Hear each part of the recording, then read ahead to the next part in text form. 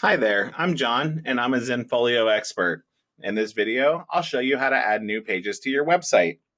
To start, log into your Zenfolio account, and from your dashboard, click the website icon in the left toolbar.